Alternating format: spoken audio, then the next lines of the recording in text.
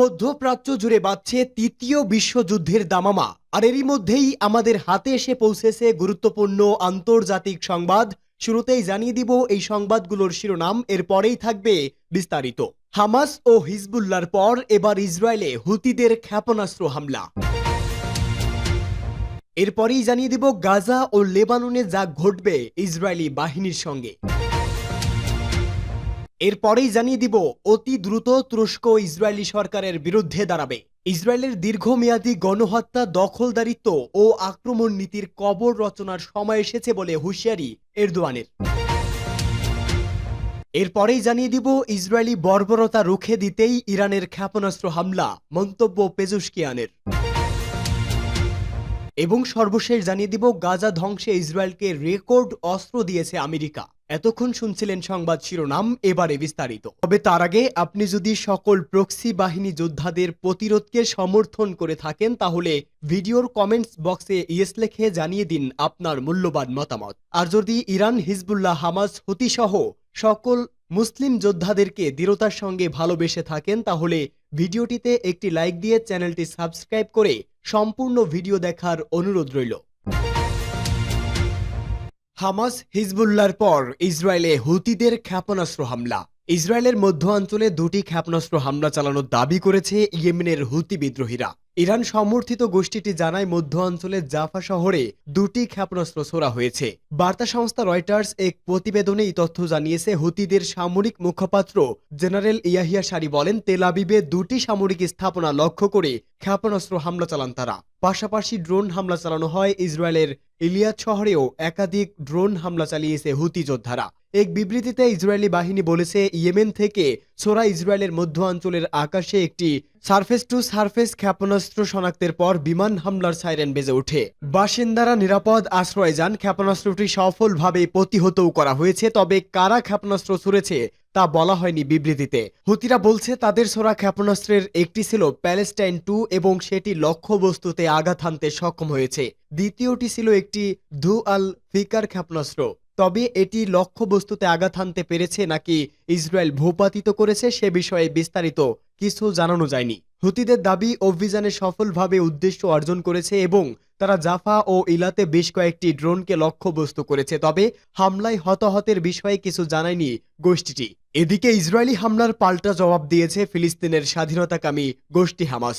ইসরায়েলের নজিরবিহীন হামলার পর 1 বছর পূর্তি উপলক্ষে গতকাল সোমবার তেল আবিবে একাধিক ক্ষেপণাস্ত্র হামলা চালিয়েছে সশস্ত্র গোষ্ঠীটি। এতে কয়েকজন আহত হয়েছে বলে জানায় ইসরায়েলের একাধিক গণমাধ্যম। গেল আগস্টের পর দেশটির কোনো বড় শহরে ক্ষেপণাস্ত্র হামলা চালালো হামাস। অন্যদিকে লেবাননের সশস্ত্র সংগঠন হিজবুল্লাহ জানিয়েছে ইসরায়েলের তৃতীয় বৃহত্তম শহর হাইফা ক্ষেপণাস্ত্র হামলা চালান তাদের যোদ্ধারা। এরপর বিকেলেও একই শহরে দ্বিতীয় দফায় ক্ষেপণাস্ত্র হামলা চালান তারা। ক্ষেপণাস্ত্র হামলার পাশাপাশি উত্তর ইসরায়েলের বিভিন্ন সামরিক স্থাপনাকে লক্ষ্য করে ড্রোন হামলা চালায় হিজবুল্লাহ। 1 বছর পূর্ণ হলো গাজায় ইসরায়েলি আগ্রাসনের। গেল বছরে 7 অক্টোবর ইসরায়েলি ভূখণ্ড লক্ষ্য করে নজিরবিহীন সামরিক হামলা চালায় গাজার স্বাধীনতাকামী সংগঠন হামাসের সামরিক শাখা আল কাসাম ব্রিগেড।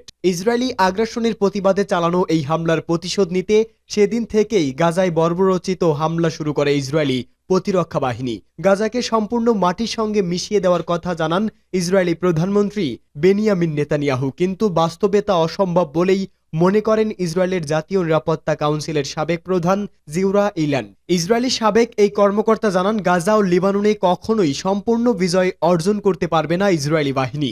ইসরায়েলি সংবাদ মাধ্যম চ্যানেল 12 এ দেওয়া সাক্ষাৎকারে ইলান জানান, হামাস ও হিজবুল্লাহ কখনো আত্মসমর্পণ করবে না, বরং তারা ইসরায়েলি বাহিনীর বিরুদ্ধে সবসময় প্রতিরোধ চালিয়ে যাবে। তিনি জানান, দুই ফ্রন্টে যুদ্ধ চালিয়ে যাওয়াটা ইসরায়েলের জন্য কখনোই স্বার্থ রক্ষা করবে না। এর চেয়ে রাজনৈতিক সমাধানের জন্য আলোচনা করাটাই বিচক্ষণ সিদ্ধান্ত হবে বলে মনে করেন ইলান। সাবেক এই নিরাপত্তা কর্মকর্তা মনে করেন, গাজা ও লেবাননে একমাত্র সামরিক চাপ প্রয়োগের মাধ্যমেই সমাধান পাওয়া যাবে, এমনটা বিশ্বাস করা খুব দুর্ভাগ্যজনক। এদিকে গাজা যুদ্ধের বর্ষপূর্তি উপলক্ষে দক্ষিণ গাজা থেকে ইসরায়েলের তেল আবিব শহরে ক্ষেপণাস্ত্র হামলা করেছে হামাসের সামরিক শাখা আল কাসাম ব্রিগেড।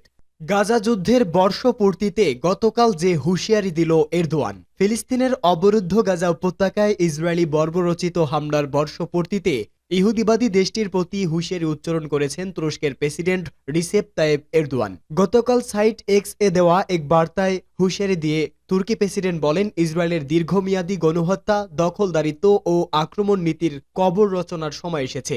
এরদোয়ান বলেন, এটা ভুলে গেলে চলবে না যে ইসরায়েলকে শীঘ্রই বা ভবিষ্যতে এই গণহত্যার মূল্য দিতে হবে, যা তারা 1 বছর ধরে চালিয়ে আসছে এবং এখনও অব্যাহত রেখেছে। তুর্কি প্রেসিডেন্ট এরদোয়ান বলেন, হিটলারকে মানবতার সাধারণ জোট যেভাবে থামিয়ে দিয়েছিল, নেতানিয়াহু এবং তার হত্যাকাণ্ডের নেটওয়ার্ক একইভাবে বন্ধ হবে। যে বিশ্বে গাজার গণহত্যার জন্য কোনো হিসাব রাখা হয় না, সেখানে কোনো শান্তি পাওয়া যায় না। এরদোয়ান জানান, তুরস্ক সবসময় ইসরায়েলি সরকারের বিরুদ্ধে দাঁড়াবে। তার জন্য যত মূল্যই পরিশোধ করা লাগুক না কেন, এ সময় বিশ্বকে গাজার পক্ষে দাঁড়িয়ে সম্মানজনক অবস্থান তৈরির আহ্বানও জানান তুর্কি প্রেসিডেন্ট। গাজার হামাস নিয়ন্ত্রিত স্বাস্থ্য মন্ত্রণালয়ের তথ্য মতে, ইসরায়েলের নির্বিচার হামলায় নিহত হয়েছে প্রায় 43,000 মানুষ, আহত হয়েছেন 1 লাখেরও বেশি ফিলিস্তিনি। ইসরায়েলের হামলায় গাজার অধিকাংশ মানুষই এখন বাস্তুচ্যুত। ধ্বংস হয়ে গেছে উপত্যকার বেশিরভাগ বাড়িঘর ও অবকাঠামো। ইসরায়েলি বর্বরতা রুখে দিতেই ইরানের ক্ষেপণাস্ত্র হামলা, বলছে পেজোশকিয়ন। ইসলামী প্রজাতন্ত্র ইরানের প্রেসিডেন্ট হল্যান্ডের প্রধানমন্ত্রীর সঙ্গে এক ফোনালাপে বলেছে, ইসরায়েলি বর্বরতা রুখে দিতেই ইরান সাম্প্রতিক ক্ষেপণাস্ত্র হামলা চালিয়েছে। হল্যান্ডের প্রধানমন্ত্রী ডিক শুভ মধ্যপ্রাচ্যের গুরুত্বপূর্ণ ঘটনাবলী নিয়ে কথা বলতে রাতে ইসলামী প্রজাতন্ত্র ইরানের প্রেসিডেন্ট মাসুদ পেজোশকিয়ানকে টেলিফোন করেন। এ সময় ইরানের প্রেসিডেন্ট ফিলিস্তিনি ভূখণ্ডে ইহুদিবাদী ইসরায়েলের অপরাধ যজ্ঞের কথা উল্লেখ করে পশ্চিম এশিয়া অঞ্চলে উত্তেজনা ও অস্থিতিশীলতা তীব্র হওয়ার জন্য তেল আবিবকে দায়ী করেন। পার্স টুডের রিপোর্ট অনুযায়ী ফোনালাপে পেজোশকিয়ান বলেন, গাজায় যুদ্ধবিরতি প্রতিষ্ঠার আলোচনায় ফল পাওয়া যাবে এই আশায় ইরান ইহুদিবাদী ইসরায়েলি সন্ত্রাসী, অপরাধযোগ্য ও নিজের সার্বভৌমত্ব লঙ্ঘনের তাৎক্ষণিক জবাব দেওয়া থেকে বিরত ছিল। তিনি বলেন, পাশ্চাত্যের পক্ষ থেকে গাজায় যুদ্ধবিরতি প্রতিষ্ঠা করার প্রতিশ্রুতি পেয়েই ইরান তাৎক্ষণিক প্রতিশোধ নেয়নি, কিন্তু পাশ্চাত্য তার প্রতিশ্রুতি লঙ্ঘন করায় ইরান গত মঙ্গলবার রাতে ইসরায়েলের সামরিক ঘাঁটিগুলোতে ক্ষেপণাস্ত্র হামলা চালিয়েছে। আর এই হামলার উদ্দেশ্য ছিল ইসরায়েলি বর্বরতা প্রতিরোধ ও গোটা অঞ্চলে অপরাধযোগ্য ও যুদ্ধ ছড়িয়ে দেওয়ার ইহুদিবাদী প্রচেষ্টা প্রতিহত করা। পেজোশকিয়ান বলেন, জাতিসংঘ ঘোষণা ও আন্তর্জাতিক আইনি অবকাঠামোর আওতায় শুধুমাত্র সামরিক ঘাঁটিগুলো লক্ষ্য করে ওই ক্ষেপণাস্ত্র হামলা চালানো হয়েছে। ইসলামী প্রজাতন্ত্র ইরানের প্রেসিডেন্টের ভাষায়, ইহুদিবাদী ইসরায়েল গাজায় নিজের ব্যর্থতা ধামাচাপা দিতে এবং পশ্চিম এশিয়া অঞ্চলে উত্তেজনা ও সংঘাত ছড়িয়ে দিতে ইরানের রাষ্ট্রীয় অতিথিকে তেহরানে হত্যা করেছিল। আর আমেরিকার নেতৃত্বাধীন পশ্চিমা বিশ্ব ইহুদিবাদীদের সেই সন্ত্রাসী হামলা ও অপরাধ যজ্ঞের নিন্দা জানানোর পরিবর্তে বারবার ইরানকে সংযম প্রদর্শনের আহ্বান জানিয়েছে। পেজোশকিয়ান তার ফোনালাপের অন্য অংশে বলেন, ইরান বিশ্বের সব দেশের সঙ্গে ভারসাম্যপূর্ণ সম্পর্ক উন্নয়নের নীতি গ্রহণ করেছে। তিনি বলেন, ইরানি জনগণ অন্য সবার চেয়ে ভালোভাবে জানে যে যুদ্ধ, উত্তেজনা ও নিষেধাজ্ঞার মধ্যে উন্নয়নের পথ চলা সম্ভব নয়। তাই তারা কোনো অবস্থায় যুদ্ধ, সংহতি ও সংঘাত চায় না। গাজা ধ্বংসে ইসরায়েলকে রেকর্ড অস্ত্র দিয়েছে আমেরিকা। গেল বছরের 7 অক্টোবর গাজায় শতাব্দীর ভয়াবহ হামলা শুরু করে ইহুদিবাদী রাষ্ট্র ইসরায়েল। অবরুদ্ধ এই উপত্যকাটিকে মাটির সাথে মিশিয়ে দেওয়ার প্রকাশ্য ঘোষণা দেয় তেল আবিব। শুধু তাই নয়, নিরীহ ফিলিস্তিনিদের মানব জানোয়ার বলেও মন্তব্য করেন ইসরায়েলি প্রতিরক্ষা মন্ত্রী। এখন পর্যন্ত ইসরায়েলের নির্বিচার হামলায় নিহত হয়েছে প্রায় 43,000 মানুষ, আহত হয়েছে 1 লাখেরও বেশি মানুষ। নেতানিয়াহু প্রশাসনের এমন হিংস্র ধ্বংসযজ্ঞের অন্যতম সহযোগী হিসাবে নিরবিচ্ছিন্নভাবে ভূমিকা পালন করছে যুক্তরাষ্ট্র। সম্প্রতি প্রকাশ্যে এলো গাজা ধ্বংসে ইসরায়েলি বাহিনীকে দেওয়া মার্কিন সামরিক সহায়তার পরিমাণ। এতে দেখা যায়, ইসরায়েলের জন্মলগ্ন থেকে এখন পর্যন্ত চলমান গাজা যুদ্ধে তেল আবিবকে রেকর্ড সামরিক সহায়তা করেছে ওয়াশিংটন। ইসরায়েলি সংবাদ মাধ্যম টাইমস অব ইসরায়েলের প্রতিবেদনে বলা হয়েছে, গত বছরের 7 অক্টোবর যুদ্ধ শুরু হওয়ার পর থেকে এ বছরে ইসরায়েলের জন্য কমপক্ষে 1,790 কোটি মার্কিন ডলার সামরিক সহায়তা পাঠিয়েছে যুক্তরাষ্ট্র। এটা ইসরায়েলকে এক বছরে যুক্তরাষ্ট্রের পাঠানো সর্বোচ্চ পরিমাণ সামরিক সহায়তা। যুক্তরাষ্ট্রের ব্রাউন বিশ্ববিদ্যালয়ের কার্ডস অফ ওয়ার প্রকল্পে এক প্রতিবেদনে এমন তথ্য উঠে আসে।